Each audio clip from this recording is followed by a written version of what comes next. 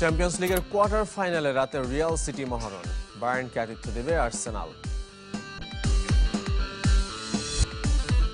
ঢাকা লিগে তরুণদের জয় জয়কার, বাদ পড়ায় নতুন শক্তিতে উজ্জীবিত শামীম পাটোয়ারি। এবার টিম ম্যানেজমেন্টের কাছে মনে হয়েছে আমি আর একটু ভালো পারফর্ম করি। আমার কাছেও ফিল হয়েছে যে আমি আরও বেটার করে আমি টিমে ঢুকবো, যেন বের না হতো। শুরুতে চ্যাম্পিয়ন্স লিগের খবর। রাতে কোয়ার্টার ফাইনালের প্রথম লেগে নামছে আসরের সবচেয়ে সফল দল রিয়াল মাদ্রিদ আর বর্তমান চ্যাম্পিয়ন ম্যানচেস্টার সিটি। সান্তিয়াগো বার্নাব্যুতে হাই ভোল্টেজ ম্যাচ শুরু রাত 1টায়। একই সময় এমিরেটস স্টেডিয়ামে আরেক কোয়ার্টার ফাইনালে নামবে আর্সেনাল ও বায়ার্ন মিউনিখ। 2020 সালের পর বায়ার্নের আর 15 বছর পর শেষ চারে খেলার হাতছানি আর্সেনালের। পুরো ইউরোপের নজর এখন মাদ্রিদে। বলা হচ্ছে চ্যাম্পিয়ন্স লিগের অঘোষিত ফাইনালের অপেক্ষায় সান্তিয়াগো বার্নাব্যু। আসরের সফলতম দল রিয়াল মাদ্রিদ আর বর্তমান চ্যাম্পিয়ন ম্যানচেস্টার সিটি। স্প্যানিশ আর ইংলিশ জায়ান্টের হাই ভোল্টেজ ব্যাটলের অপেক্ষায় ফুটবল বিশ্ব। গত মৌসুমে নকআউটে দেখা হয়েছিল রিয়াল আর সিটির। মাদ্রিদে যে সেমিফাইনাল 1-1 সমতায় শেষ হয়েছিল, ম্যানচেস্টারে গিয়ে 4-0 বিধ্বস্ত হয়েছিল রিয়াল। এবারও মাদ্রিদ থেকে শুরু দু দলের কোয়ার্টার ফাইনাল। গত আসরের প্রতিশোধ নিয়ে রিয়াল যতটা না চিন্তিত, তার চেয়ে বেশি দুশ্চিন্তা পেপ। একই ফলের পুনরাবৃত্তি খুব কঠিন। রিয়ালের মতো দলকে টানা 2 আসরে হারানোটা সহজ হবে না। আগের ম্যাচ থেকে তারা শিক্ষা নেবে এবং প্রতিশোধ নিতে চাইবে। আমি চাইবো এবার যেন ফুটবলাররা অন্তত মানসিক দৃঢ়তা নিয়ে নাম, নিজের সেরাটা খেলতে হবে। সেটার জন্য শারীরিক প্রস্তুতির চেয়ে আগে নিজের উপর বিশ্বাস রাখা জরুরি। তরুণ ইংলিশ মিডফিল্ডার জুড বেলিংহাম এবার তুরুপের তাস আনচেলত্তির। মৌসুম জুড়ে এখন পর্যন্ত সব আসর মিলে 20 গোল 20 বছর বয়সী ফুটবলারের। গত মৌসুমে 5-1 এগ্রিগেট জিতেছিল সিটিজেনরা, যেখানে আর্লিং হল্যান্ডের কোনো গোল ছিল না। এবার তার দিকে তাকিয়ে পেপ গার্দিওলা আসরে এখন পর্যন্ত তার 6 গোল, যৌথ সর্বোচ্চ। মাদ্রিদে যখন রিয়াল সিটি মহারণ, একই সময়ে লন্ডনে নামবেন Harry Kane. German giant Bayern মিউনিখকে শেষ চায়ে নিয়ে যাবার মিশন ইংলিশ তারকার, প্রতিপক্ষ আর্সেনাল। 2020 সালে সবশেষ চ্যাম্পিয়ন্স লিগ জিতেছিল বায়ার্ন, সেবারই শেষবারের মতো পেরিয়েছিল শেষ 8-এর বাধা। এবার বুন্দেসলিগা জয়ের আশাও প্রায় শেষ, তবে কেইনে আস্থা রেখে চ্যাম্পিয়ন্স লিগের আশাটা বাঁচিয়ে রাখতে চায় বাভারিয়ানরা।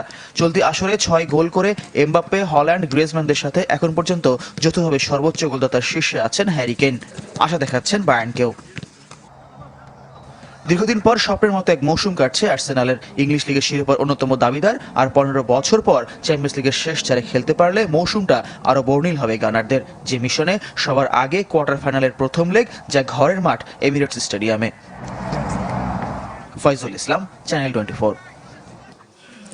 সৌদি সুপার কাপের সেমিফাইনাল থেকে বিদায় নিল ক্রিস্টিয়ানো রোনালদো আল নাসর, যে ম্যাচে লাল কার্ড দেখেছেন পর্তুগিজ সুপারস্টার। আবুধাবির মোহাম্মদ বিন জায়েদ স্টেডিয়ামে গোল শূন্য ছিল প্রথমার্ধ। 61 মিনিটে সালিম আল দাউসারির গোলে এগিয়ে যায় আল হিলাল। 72 মিনিটে ব্রাজিলিয়ান ম্যালকমের গোলে আরও এগিয়ে যায় দলটি। রোনালদো মানেরা ম্যাচে ফেরার চেষ্টা অব্যাহত রাখেন, তবে 86 মিনিটে রোনালদোর লাল কার্ডে মাঠ ছাড়লে 10 জনে পরিণত হয় আল নাসর। শেষ বাঁশির আগে অবশ্য সাদিও মানের ব্যবধান কমিয়েছেন। 11 এপ্রিল একই ভেন্যুতে সৌদি সুপার কাপ ফাইনালে আল ইত্তিহাদের মুখোমুখি হবে আল হিলাল। এবার ক্রিকেটের খবর। জাতীয় দলের তারকাদের ছাপিয়ে ঢাকা প্রিমিয়ার লিগের পারফর্মার ঘরোয়া লিগ খেলা ক্রিকেটাররা। রান আর উইকেট সংখ্যায় টাইগারদের ছাপিয়ে ওরা। ডিপিএল এর 9 রাউন্ড শেষে ব্যাট আর বলে কারা সেরা, চলুন দেখে নিন। এক পেশে ম্যাচ, প্রতিদ্বন্দ্বিতাহীন ক্রিকেট। চলমান ঢাকা প্রিমিয়ার লিগের মান নিয়ে প্রশ্ন উঠেছে। 9 রাউন্ড শেষে রোমাঞ্চ ছড়ানো দ্বৈরথ হাতে গোনা। এক মালিকানায় একাধিক দল থাকায় এবারও বিরাজমান অস্বস্তি। শ্রীলঙ্কা সিরিজের ব্যস্ততায় প্রিমিয়ার লিগের বেশিরভাগ ম্যাচ মিস করেছে জাতীয় দলের ক্রিকেটাররা। বড় তারকাদের অভাব প্রতিদ্বন্দ্বিতা কমার অন্যতম কারণ। ব্যাট হাতে সেরা 5-এ নেই সবশেষ ওয়ানডে দলে খেলা কোনো ক্রিকেটার। সবার উপরে তরুণ পারভেজ ইমন। প্রাইম ব্যাংকে খেলা এ ওপেনার করেছেন 493 রান। 50 চাইতে 4 সেঞ্চুরির সংখ্যাই বেশি। 1 হাফ সেঞ্চুরি আর সেঞ্চুরি পেয়েছেন 3টি। 2 নম্বরে মাহিদুল ইসলাম। ব্যাট হাতে ধারাবাহিক তামিম ইকবাল। 400-র বেশি রান তার উইলোতে। বোলারদের মধ্যে 21 উইকেট নিয়ে লিডার বোর্ডে টপে কাজী গ্রুপের রুহেল মিয়া। 1 উইকেট কম আবু হায়দার রনির। মারুফ মৃধা, নাজমুল অপুরা আছেন সর্বোচ্চ উইকেট শিকারী হওয়ার দৌড়ে। লিগের 54 ম্যাচে রান হয়েছে 20,663। উইকেট সংখ্যা 849টি। 11 সেঞ্চুরি আর হাফ সেঞ্চুরি হয়েছে 99টি। আমি কালকে শান্তকে হাসতে হাসতে বলছিলাম যে তো ন্যাশনাল টিম থেকে আমার আবুদি এখন স্ট্রং। তো জাতীয় দলে খেলার অভিজ্ঞতায় সমৃদ্ধ আবাহনী। পয়েন্ট টেবিলে দাপট থাকলেও সেরা 5-এ নেই কোনো ক্রিকেটার।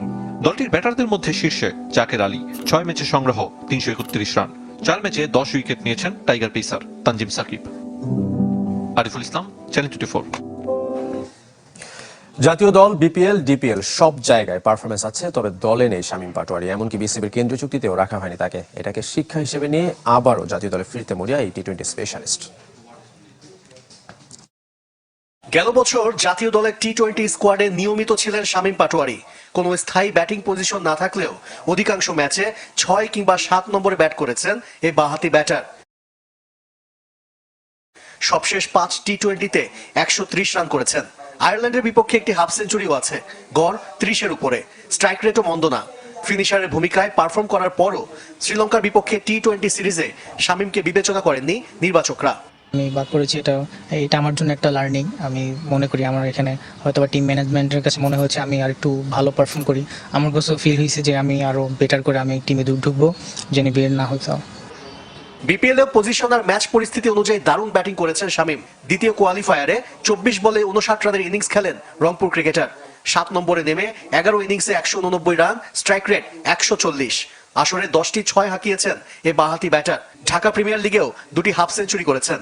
এখন জিম্বাবুয়ে সিরিজে সুযোগের অপেক্ষায় শামীম পাটোয়ারি। আমি যেখানে খেলি আমি ট্রাই করি যে আমি ভালো করা ট্রাই করি। ইভেন আমি ভালো খেলতেছি সব জায়গায় আল্লাহর রহমতে।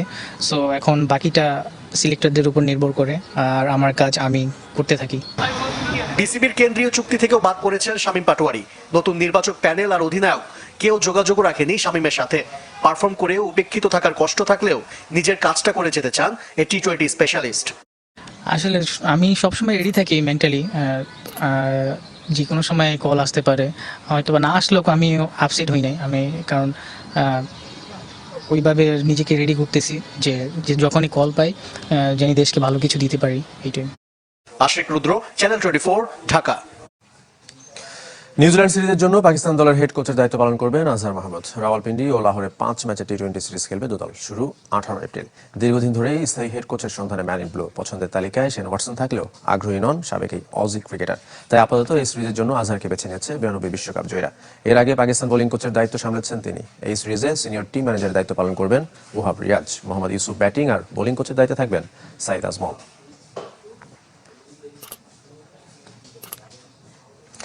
আইপিএলে আধিপত্য ধরে রেখেছেন মুস্তাফিজুর রহমান। একাদশে ফিরেই হয়েছেন শীর্ষ উইকেট শিকারী। জিতেছে তার দল চেন্নাই সুপার কিংস। হোম ম্যাচে কলকাতা নাইট রাইডার্সকে 7 উইকেটে হারিয়েছে ধোনি মুস্তাফিজরা।